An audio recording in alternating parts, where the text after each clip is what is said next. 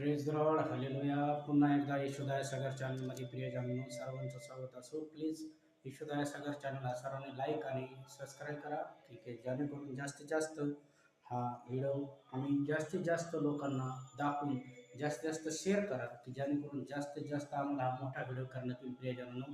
आणि जास्तीत जास्त तुमच्यासाठी मोठी प्रार्थना केली जाईल आणि तुमच्यासाठी वचन देखील सांगितलं जाईल. कारण की याला लाईक आणि शेअर कमी असल्यामुळे आम्हाला व्हिडिओ मोठा करतात नाही, थोडा शॉर्टकट करण्यात येतो. म्हणून प्रियजनांनो प्लीज यशोदाय सागर चॅनल हा तुम्ही प्रत्येकाने लाईक आणि शेअर करा आणि जास्तीत जास्त लोकांना दाखवा, की जेणेकरून देवाचा गौरव होईल आणि वचन देखील देवाचं सगळीकडे पोहोचलं आहे. याद्वारे देवाचे आशीर्वाद तुमच्या जीवनात येतील. प्रियजनांनो, मी तुमच्यासाठी सुंदरसा देवाचा म्हणणं घेऊन आलो. स्तोत्रसंहिता याचा 134 अध्याय, रात्रीच्या पहारेकऱ्याचा उपदेश.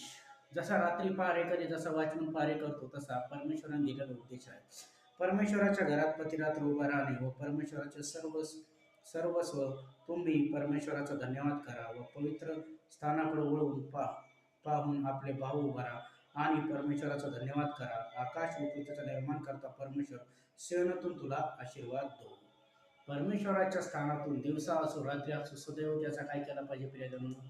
धन्यवाद केला पाहिजे, त्याला गौरव दिला पाहिजे, त्याला महिमा दिली पाहिजे.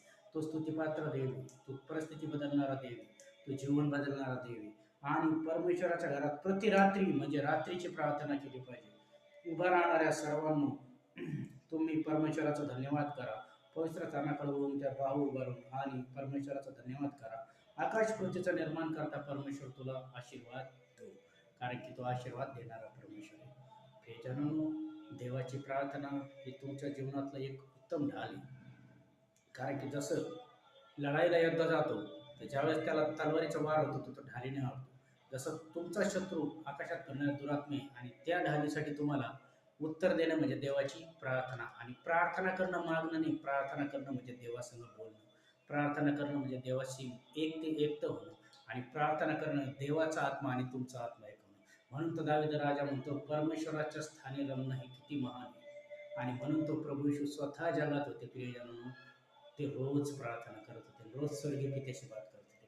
आणि तोच प्रभू येशू आज तुमच्या मनाशी देखील बोलतोय की तुम्ही रोज प्रार्थना करा, रोज देवाचा गौरव. मी प्रार्थना करतो पवित्र देवा येशू राजा, जेवढ्या ऑनलाईन लेकरं बघत त्या प्रत्येकाला स्पर्श कर येशू. तुला बसलेल्या प्रत्येक फटक्याच्या वळाचा अर्ग त्यांच्या जीवनात रसेव संपूर्ण दुष्ट आत्म्याचं कार्य त्यांच्यावर निक येशूच्या नावात पवित्र आत्म्याचा अभिषेक उतरवून दे. बहिरेकान खुल, अंजावर डोळे उघड, लंगडे पाय चालायला लाग, ज्याला दिसत नाही त्याला डोळे दिसून दे येशूच्याच नावात. दुष्ट आत्म्याचं कार्य निक येशूच्याच नावात. थायरॉइड कॅन्सर निक आणि येशूला बसलेल्या प्रत्येक